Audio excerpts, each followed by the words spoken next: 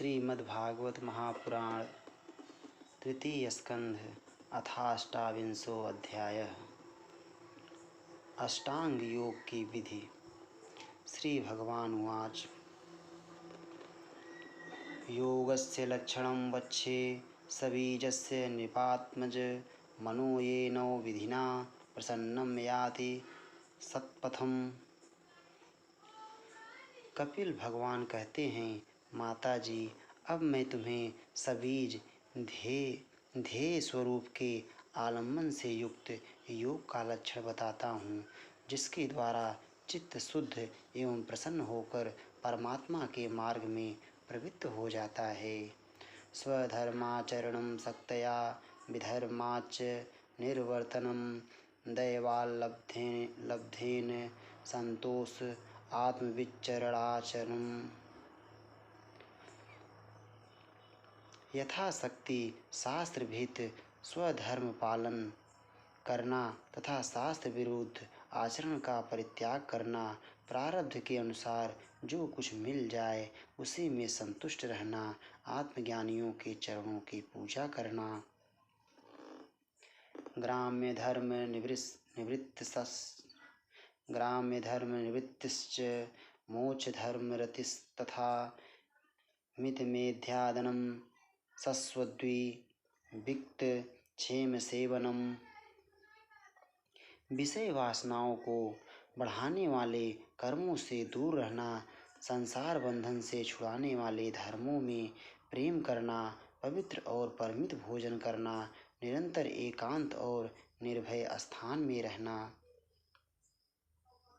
अहिंसा सत्यम अस्तेयम यावदर्थ परिग्रहः ब्रह्मचर्यं तपः शौचं स्वाध्यायः पुरुषार्चनम्।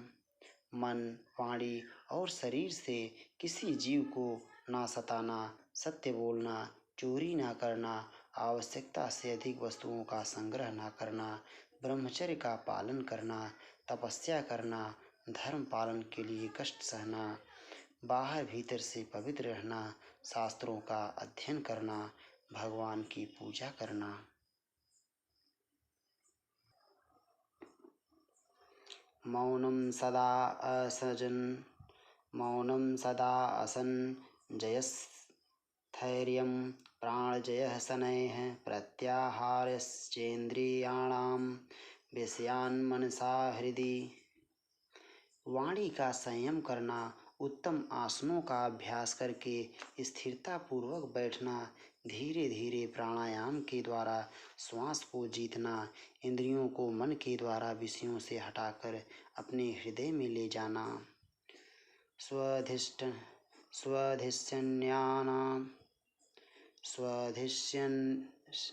स्वधिष्यन्यानामेकदेशे मनसा प्राणधारणं वैकुंठलीलाभिध्यानं समाधानं तथा आत्मनः।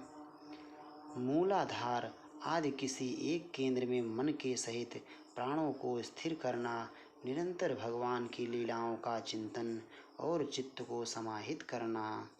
एतैरन्यैश्च पथिभिर्मनो दुष्टं सत्पथं बुद्धया युञ्जीत शनकैर्जित प्राणो यत इंद्रितः।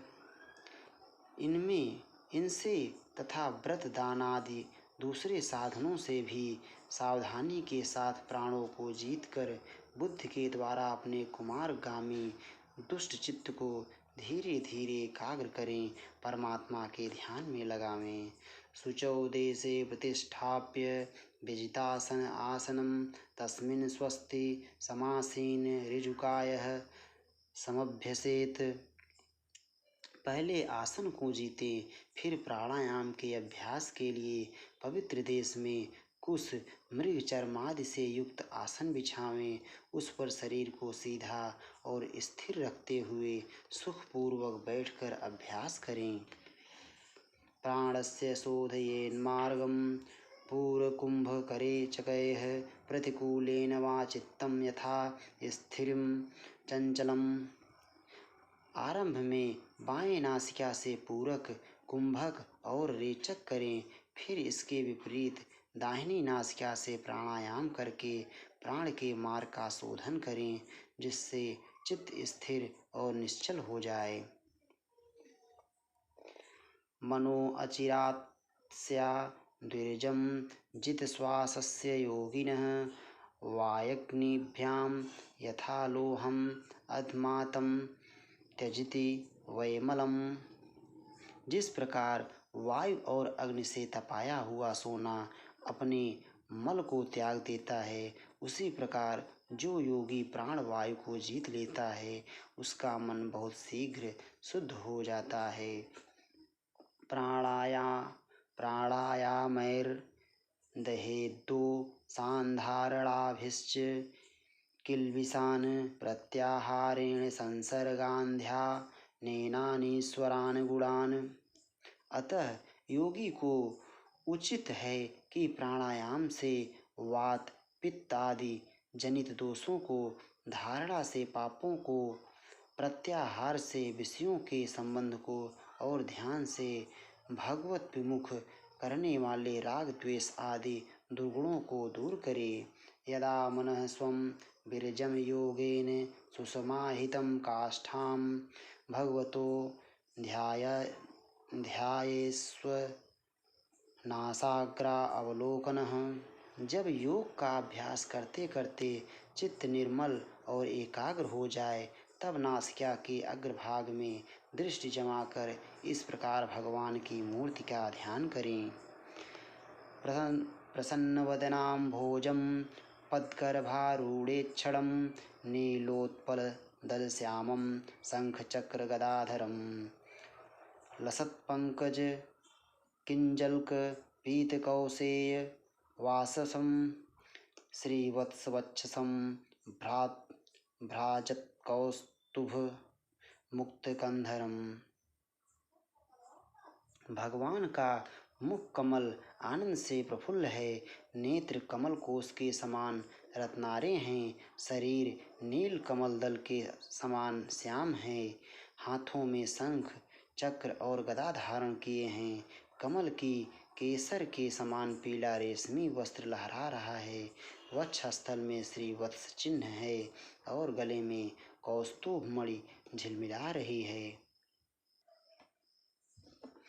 मत्युदीरे फकलया परीतं वनमालया परार्घ्य हारवलय किरीटांग धनुपुरं काञ्चीगुडोल्लसच्छ्रोणिं हृदयाम्भोजविष्टरं दर्शनीयतमं शान्तं मनोनयनवर्धनम् अपीच्य दर्शनं शश्वत्सर्वलोकनमस्कृतं सन्तं वयसि कैशोरे भृत्यानुग्रहकातरं कीर्तन्यतीर्थयशसं पुण्यश्लोकयशस्करं ध्यायेदेवं समग्रामं यावन्यच्यवते मनः। स्थितं व्रजन्तमासीनं शयानं वा गुहाशयं प्रेक्षणीयहितं ध्यायेच्छुद्ध भावेन चेतसा। तस्मिल्लब्धपदं चित्तं सर्वावयवसंस्थितं विलक्षयैकत्र संयुज्यादंगे भगवतो मुनिः। वनमाला चरणों तक लटकी हुई है, जिसके चारों ओर भंवरे सुगंध से मतवाले होकर मधुर गुंजार कर रहे हैं। अंग प्रत्यंग में महामूल्य हार, कंकड़, किरीट, भुजबंध और नूपुर आदि आभूषण विराजमान हैं। कमर में करधनी की लड़ियां उसकी शोभा बढ़ा रही हैं। भक्तों के हृदय कमल ही उनके आसन हैं। उनका दर्शनीय श्याम सुंदर स्वरूप अत्यंत शांत एवं मन और नयनों को आनंदित करने वाला है। उनकी अति सुंदर किशोर अवस्था है। वे भक्तों पर कृपा करने के लिए आतुर हो रहे हैं। बड़ी मनोहर झांकी है। भगवान सदा संपूर्ण लोकों में वंदित हैं। उनका पवित्र यश परम कीर्तनीय है और वे राजा बलि आदि परम यशस्वियों के भी यश को बढ़ाने वाले हैं। इस प्रकार श्री नारायण देव का संपूर्ण अंगों के सहित तब तक ध्यान करें जब तक चित्त वहाँ से हटे नहीं। भगवान की लीलाएं बड़ी दर्शनीय हैं, अतः अपनी रुचि के अनुसार खड़े हुए, चलते हुए, बैठे हुए, पौधे हुए अथवा अंतर्यामी रूप में स्थित हुए उनके स्वरूप का विशुद्ध भाव युक्त चित्त से चिंतन करें।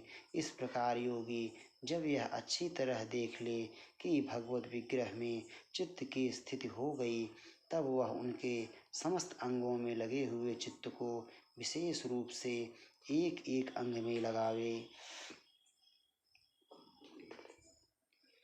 संचिन्तयेद्ध भगवतश्चरणारविन्दं वज्राङ्कुशध्वज सरोरुहला अंशनाढ्यम् उत्तुङ्गरक्त विलसन्नखचक्रवाल ज्योतिस्त्रान्नभिराहत महत् हृदयान्धकारम् यच्छौचनिःसृतसरित्प्रवरोदकेन तीर्थेन मूर्धन्यधिकृतेन शिवोऽभूत् ध्यातुर्मनः शैलनिसृष्टव्रजं ध्यायेच्चिरं भगवतश्चरणारविन्दम्।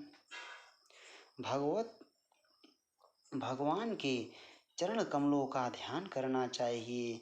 वे वज्र, अंकुश, ध्वजा और कमल के मंगलमय चिन्हों से युक्त हैं तथा अपने उभरे हुए लाल लाल शोभा में नख चंद्रमंडल की चंद्रिका से ध्यान करने वालों के हृदय के अज्ञान रूप घोर अंधकार को दूर कर देते हैं।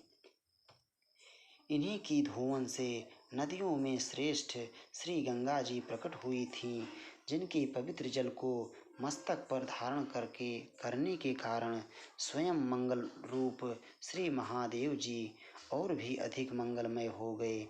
ये अपना ध्यान करने वालों के पाप रूप पर्वतों पर छोड़े हुए इंद्र के वज्र के समान हैं। भगवान के इस चरण कमलों का चिरकाल तक चिंतन करें। जानुद्वयं जलजलोचनया जनन्या लक्ष्म्या अखिलस्य सुरवन्दितया विधातुः उर्वोर्निधाय करपल्लवरोचिषा यत् संलालितं हृदि विभोर्भवस्य कुर्यात्। भव भयहारी अजन्मा श्री हरि की दोनों पिंडलियों एवं घुटनों का ध्यान करें, जिनको विश्व विधाता ब्रह्मा जी की माता सुरवंदिता कमल लोचना लक्ष्मी जी अपनी जांघों पर रखकर अपने कांतिमान कर किसलयों की कांति से लाड़ लड़ाती रहती हैं। ऊरु सुपर्ण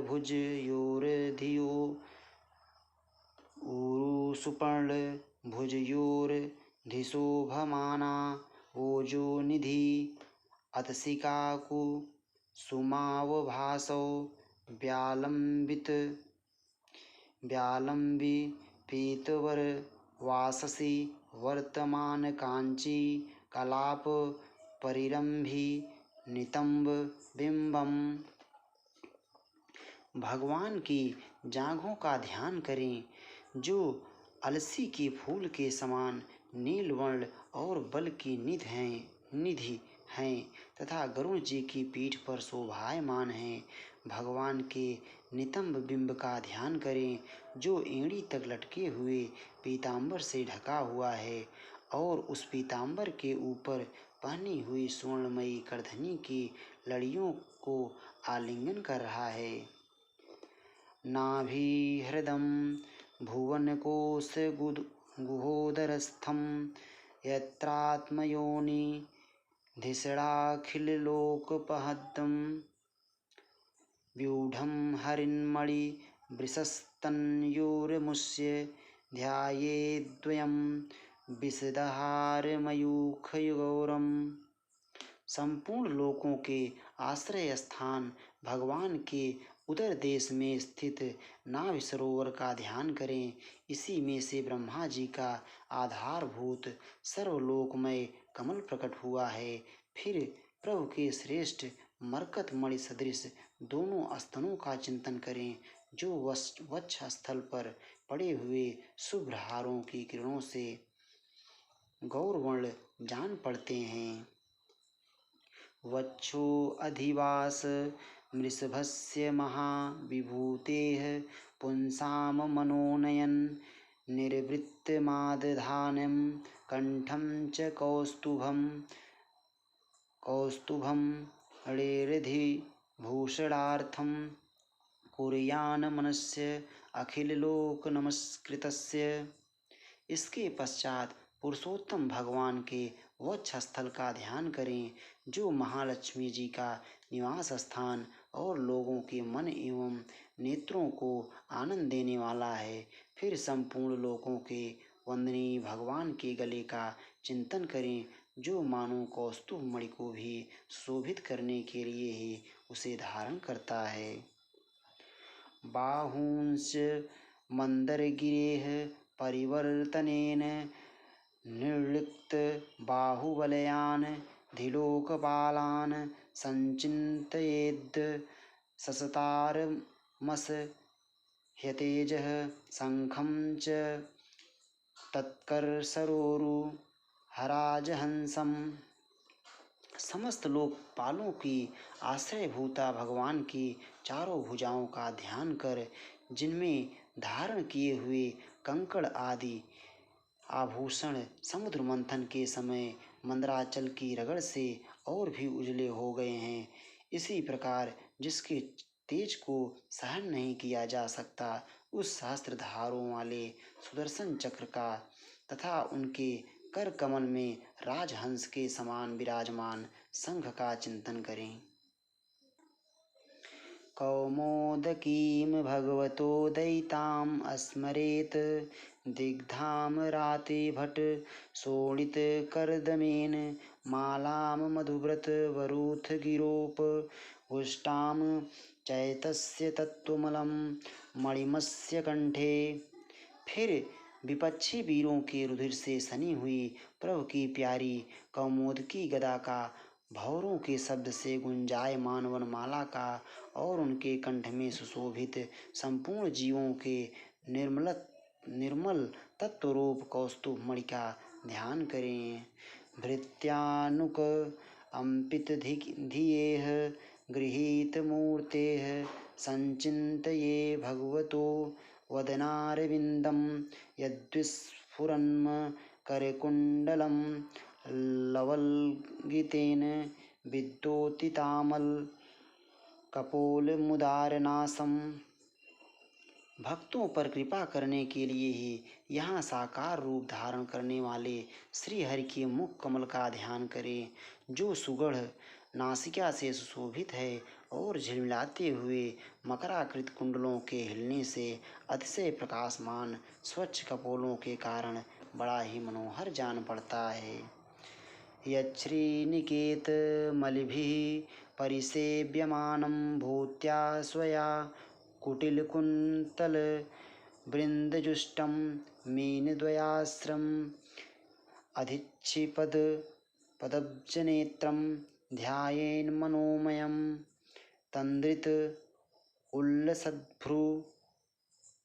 काली काली घुंघराली अलकावली से मंडित भगवान का मुखमंडल अपनी छवि के द्वारा भंवरों से सेवित कमल कोश का भी तिरस्कार कर रहा है, और उसके कमल सदृश विशाल एवं चंचल नेत्र उस कमल कोश पर उछलते हुए मछलियों के जोड़े की शोभा को मात कर रहे हैं।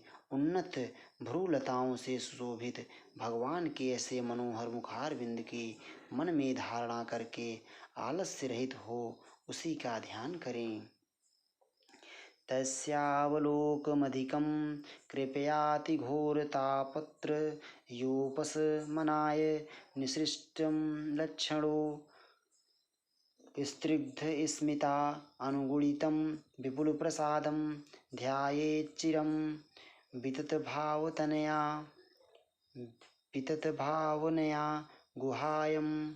गुहायाम हृदय गुहा में चिरकाल तक भक्ति भाव से भगवान के नेत्रों की चितवन का ध्यान करना चाहिए, जो कृपा से और प्रेम भरी मुस्कान से क्षण क्षण अधिकाधिक बढ़ती रहती है, विपुल प्रसाद की वर्षा करती रहती है और भक्तजनों के अत्यंत घोर तीनों तपों को शांत करने के लिए ही प्रकट हुई है।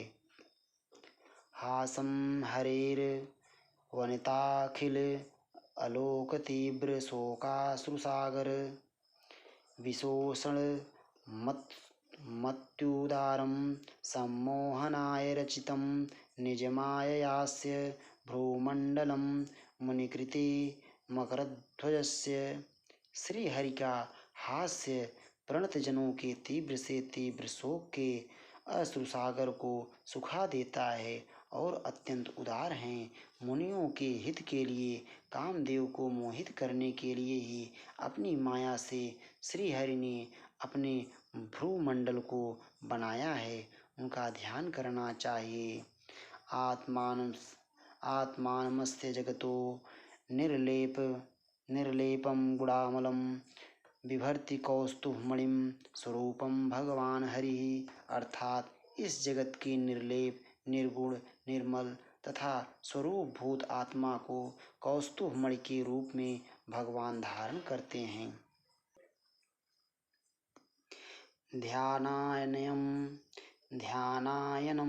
प्रहसितं बहुलाधरोष्ठ भासारूढ़ा हित तनद्विज कुंदपंक्ति ध्यायेत् स्वदेहकुहरे अवसितस्य विष्णोर्भक्तया आर्द्रयार्पितमना न पृथग्दृच्छेत। अत्यंत प्रेमाद्र भाव से अपने हृदय में विराजमान श्री हरि के खिलखिलाकर हंसने का ध्यान करें, जो वस्तुतः ध्यान के ही योग्य है तथा जिसमें ऊपर और नीचे के दोनों होठों की अत्यधिक अरुण कांति के कारण उनके कुंदकली के समान शुभ्र छोटे छोटे दांतों पर लालिमा सी प्रतीत होने लगी है। इस प्रकार ध्यान में तन्मय होकर उनके सिवा किसी अन्य पदार्थ को देखने की इच्छा ना करें। एवं हरो भगवती प्रतिलब्ध भावो भक्तया द्रवहृदय उत्पुलकः प्रमोदात् औत्कण्ठ्य बाष्पकलया मुहुर्दमान अस्तच्चापि चित्तवडिसं सनकैर्वियुङ्क्ते। इस प्रकार के ध्यान के अभ्यास से साधक का श्री हरि में प्रेम हो जाता है, उसका हृदय भक्ति से द्रवित हो जाता है, शरीर में आनंद अतिरेक के कारण रोमांच होने लगता है। उत्कंठा जनित प्रेमाश्रुओं की धारा में वह बारंबार अपने शरीर को नहलाता है और फिर मछली पकड़ने के कांटे के समान श्री हरि को अपनी ओर आकर्षित करने के साधन रूप अपने चित्त को भी धीरे धीरे ध्येय वस्तु से हटा लेता है। मुक्ताश्रयं यर्हि निर्विषयं विरक्तं निर्वाणमिच्छति मनः सहसा यथार्चिः आत्मानमन्त्र पुरुषो अव्यवधानमेक मन्वीक्षते प्रतिनिवृत्त गुण प्रवाह। जैसे तेल आदि के चुक जाने पर दीप शिखा अपने कारण रूप तेजस तत्व में लीन हो जाती है, वैसे ही आश्रय विषय और राग से रहित होकर मन शांत बाह्याकार हो जाता है, ब्रह्मकार हो जाता है। इस अवस्था के प्राप्त होने पर जीव गुण प्रवाह रूप देह आदि उपाधि के निवृत्त हो जाने के कारण ध्याता ध्येय आदि विभाग से रहित एक अखंड परमात्मा को ही सर्वत्र अनुगत देखता है। सो अप्येतया चर्मया मनसो निवृत्तया तस्मिन् अहिम्न्य वसितः सुख दुख बाह्ये हेतित्वमप्यसति कर्तरि दुःखयोर्यत् स्वात्मन् विद्धत् उपलब्ध परात्मकाष्ठः। योगाभ्यास से प्राप्त हुई चित्त की इस अविद्या रहित लय रूप निवृत्ति से अपनी सुख दुख रहित ब्रह्म रूप महिमा में स्थित होकर परमात्म तत्व का साक्षात्कार कर लेने पर वह योगी जिस सुख दुख के भोक्तृत्व को पहले अज्ञानवश अपने स्वरूप में देखता था, उसे अब अविद्याकृत अहंकार में ही देखता है।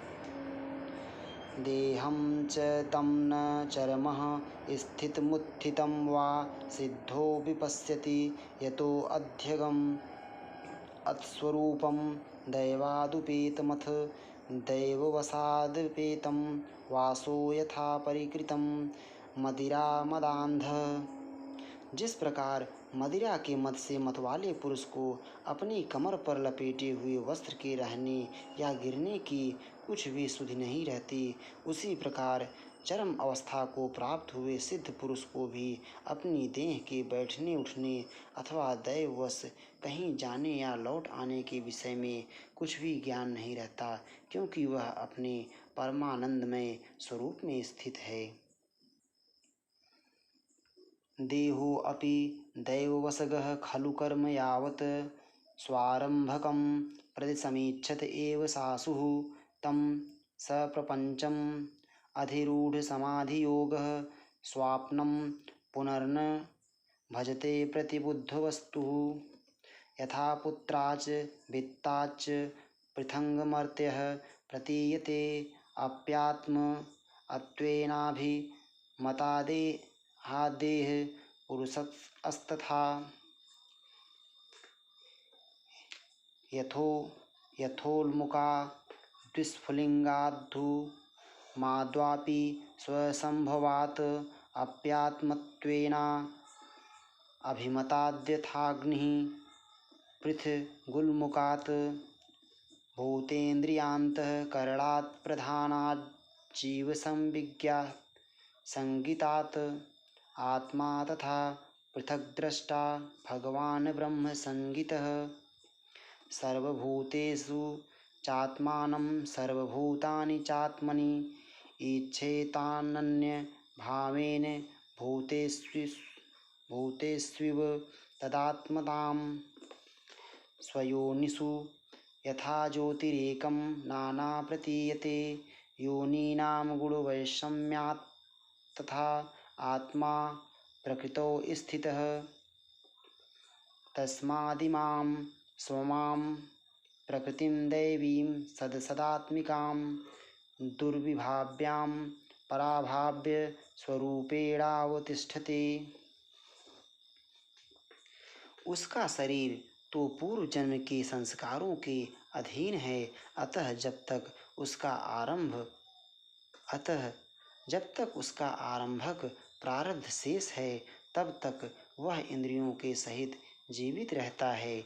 किंतु जिसे समाधि पर्यंत योग की स्थिति प्राप्त हो गई है और जिसने परमात्म तत्व को भी भली भांति जान लिया है, वह सिद्ध पुरुष पुत्र कलत्रादि के सहित इस शरीर को स्वप्न में प्रतीत होने वाले शरीरों के समान फिर स्वीकार नहीं करता, फिर उसमें अहमता ममता नहीं करता। जिस प्रकार अत्यंत स्नेह के कारण पुत्र और धनादि में भी साधारण जीवों की आत्मबुद्धि रहती है, किंतु थोड़ा सा विचार करने से ही वे उनसे स्पष्टतया अलग दिखाई देते हैं, उसी प्रकार जिन्हें यह अपना आत्मा मान बैठा है, उन देहादि से भी उनका साक्षी पुरुष पृथक ही है। जिस प्रकार जलती हुई लकड़ी से, चिंगारी से, स्वयं अग्नि से ही प्रकट हुए धुएं से तथा अग्नि रूप मानी जाने वाली उस जलती हुई लकड़ी से भी अग्नि वास्तव में पृथक ही है, उसी प्रकार भूत, इंद्री और अंतःकरण से उनका साक्षी आत्मा अलग है तथा जीव कहलाने वाले उस आत्मा से भी ब्रह्म भिन्न है और प्रकृति से उसके संचालक पुरुषोत्तम भिन्न है। जिस प्रकार देह दृष्टि से जरायुज, अंडज, स्वेदज और उद्भिज चारों प्रकार के प्राणी पंचभूत मात्र हैं, उसी प्रकार संपूर्ण जीवों में आत्मा को और आत्मा में संपूर्ण जीवों को अनन्य भाव से अनुगत देखें। जिस प्रकार एक ही अग्नि अपने पृथक पृथक आश्रयों में उनकी भिन्नता के कारण भिन्न भिन्न आकार का दिखाई देता है, उसी प्रकार देव मनुष्य आदि शरीरों में रहने वाला एक ही आत्मा अपने आश्रयों के गुण भेद के कारण भिन्न भिन्न प्रकार का भासता है। अतः भगवान का भक्त जीव के स्वरूप को छिपा देने वाली कार्य कारण रूप से परिणाम को प्राप्त हुए भगवान की इस अचिंत शक्तिमयी माया को भगवान की कृपा से ही जीत कर अपने वास्तविक स्वरूप ब्रह्म रूप में स्थित होता है। इति श्रीमद्भागवते महापुराणे पारमहंस्यां संहितायां तृतीयस्कन्धे कापिलेये साधनानुष्ठानं नामाष्टाविंशोऽध्यायः। श्री राधा वल्लभ लाल की जय।